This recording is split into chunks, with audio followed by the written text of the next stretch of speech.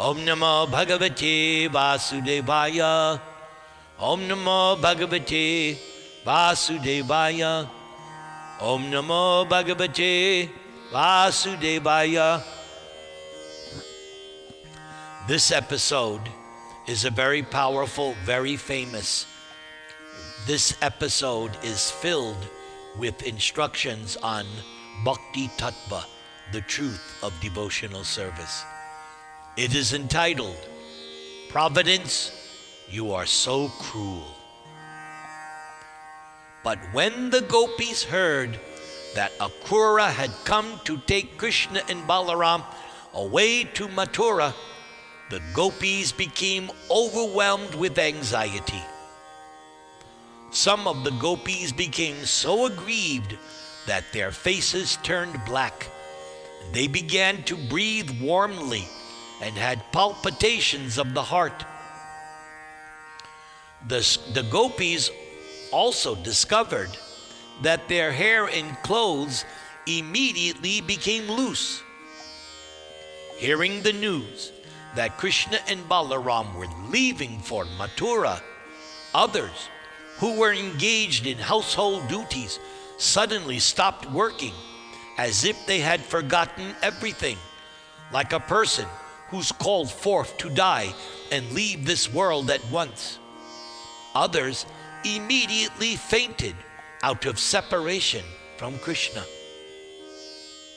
Remembering Krishna's attractive smile and Krishna's talks with them, the gopis became overwhelmed with grief.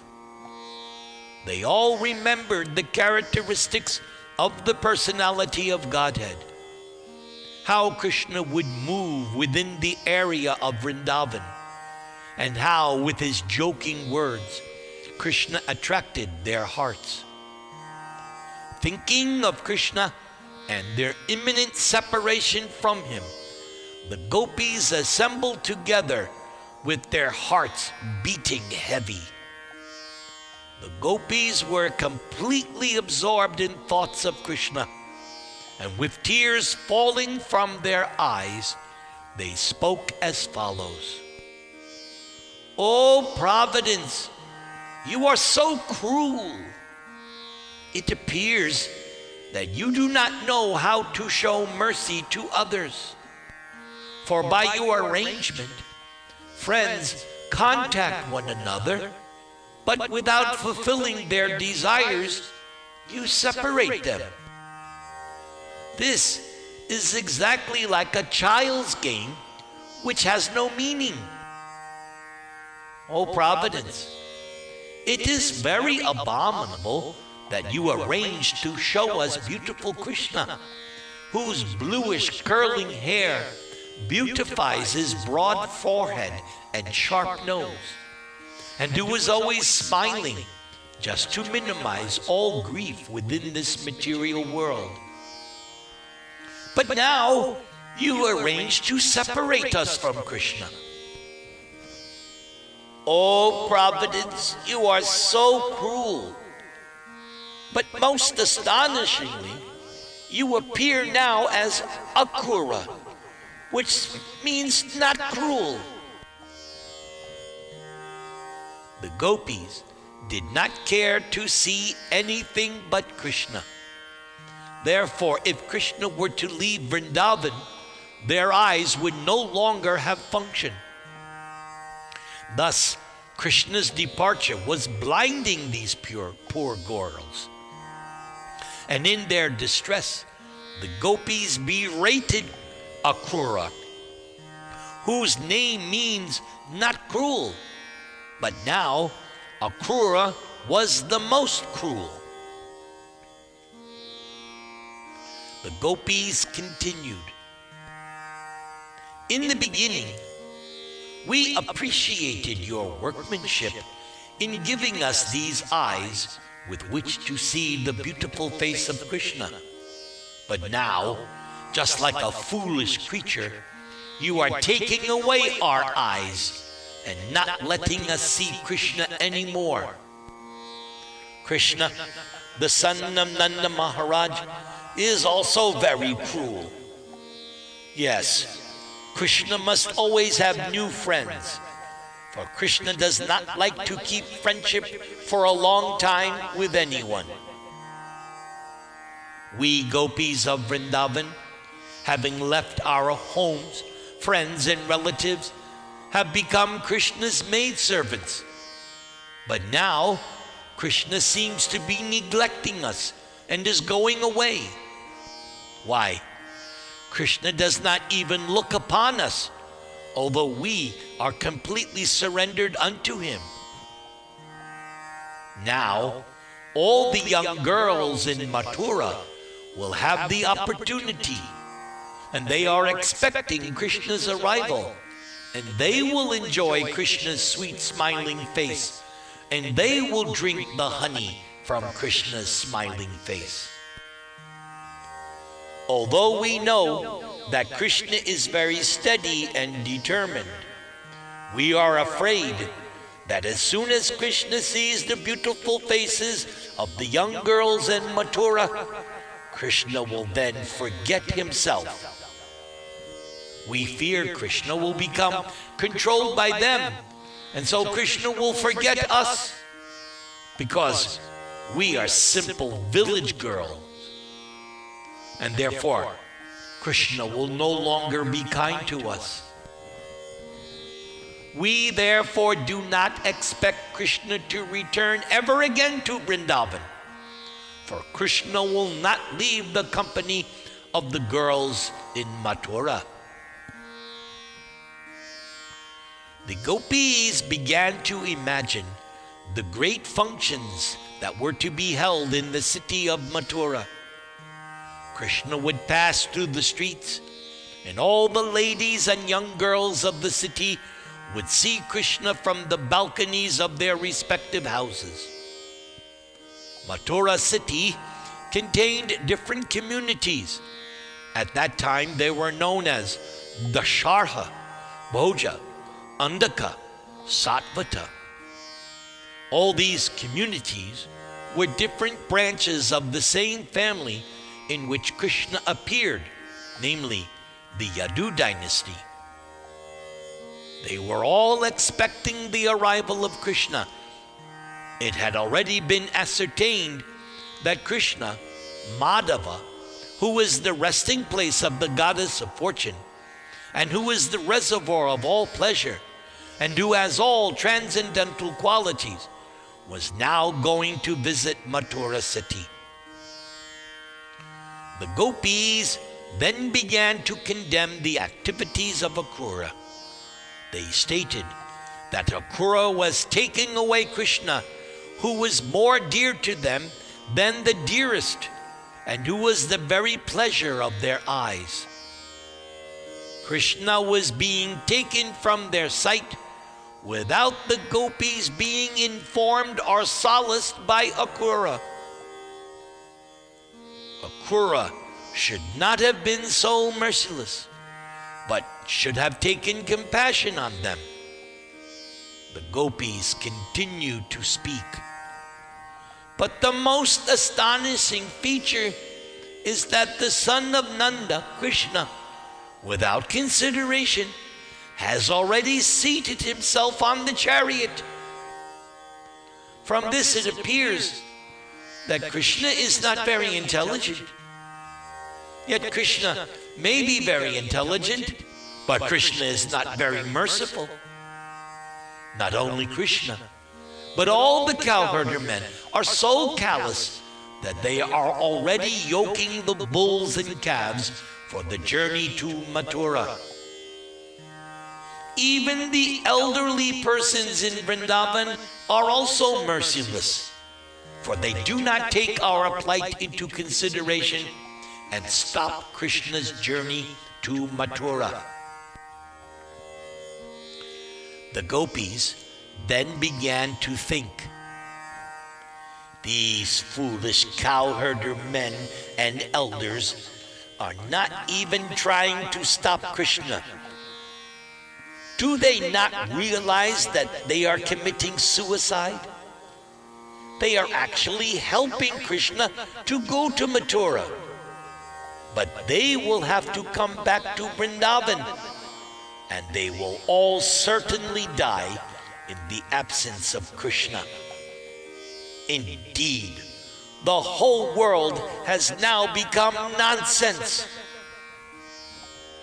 Yes, even the demigods are being very unkind to us, for they are not also impeding Krishna's going to Mathura. The gopis then prayed to the demigods to create some natural disturbance, such as a hurricane, storm, or heavy rainfall, so that Krishna could not go to Mathura. Then the gopis began to consider further. So despite our parents and guardians, we shall personally stop Krishna from going to Mathura, for we have no alternative but to take this direct action. Everyone has gone against us in taking Krishna away from our sight. Do they not know that without Krishna, we cannot live for even a moment? So let us go right up to Krishna, pull at his clothes and hands, and insist that Krishna get down from his chariot and remain here with us in Vrindavan. We will tell him, don't bring upon yourself the sinful reaction for murdering so many women. But if we do that, our relatives and the village elders will discover our secret love for Krishna, and they will abandon us. But what can they do to us? Yes, our lives are already wretched now that Krishna is leaving, so we have actually nothing to lose. That's right. We shall remain in Vrindavan forest, just like presiding goddesses, and then we can fulfill our true desire to stay with Krishna within the Vrindavan forest. So yes, even if the elders and our relatives punish us, beat us, or lock us up, we can still live happily with the knowledge that Krishna is residing in our village. Some of our girlfriends, who are not imprisoned, will cleverly find a way to bring us the remnants of Krishna's food, and then we can stay alive. But if Krishna is not stopped, we will certainly die. The gopis thus decided to obstruct the passage through which the chariot of Krishna was supposed to pass. They then began to talk amongst themselves. We have passed a very long night, but it seemed only like a moment, and we were engaged in the rasa dance with Krishna. For the gopis, a long time in Krishna's association would pass like one moment, and a single moment in Krishna's absence seemed like a very long time. We would look at Krishna's sweet smile, and we would embrace Krishna and talk with Krishna. So now, how shall we live even for a moment if Krishna goes away from us? At the end of the day, in the evening, along with his elder brother Balaram, Krishna returns home with his friends. Krishna's face is smeared with the dust raised by the hoofs of the cows, and Krishna smiles and plays upon his flute, and Krishna looks upon us so kindly. So, how shall we be able to forget Krishna? How shall we be able to forget Krishna, who is our life and soul? Krishna has already taken away our hearts in so many ways throughout our days and nights. But if Krishna goes away, there is no possibility of our continuing to live. Thinking like this, the gopis became more and more grief-stricken at the thought of Krishna's leaving Vrindavan. They could not check their minds, and so they began to cry out loudly, calling different names of Krishna. Oh Damodar! Oh dear Madhav! For a long time, the gopis had carefully hidden their conjugal love for Krishna, but now that Krishna was leaving, the gopis were so distressed they could no longer hide these feelings. The gopis cried all day and night before the departure of Krishna.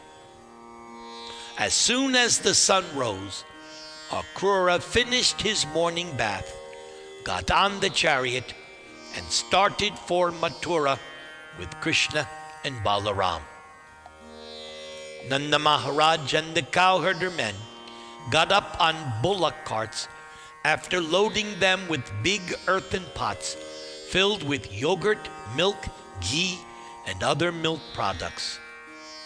Then the gopis began to follow the chariot of Krishna and Balaram. In spite of Krishna's asking the gopis not to obstruct his way, the gopis all surrounded the chariot and stood up to see Krishna with pitiable eyes. Indeed, Krishna was very much affected by seeing the plight of the gopis.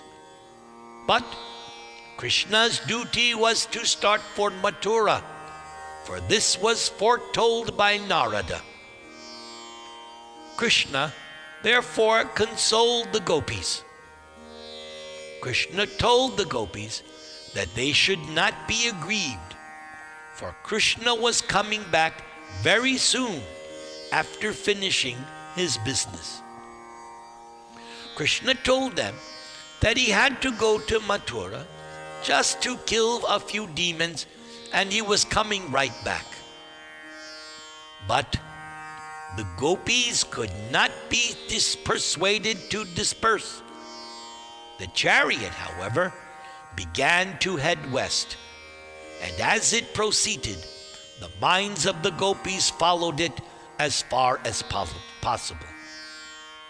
The gopis watched the flag on the chariot as long as it was visible.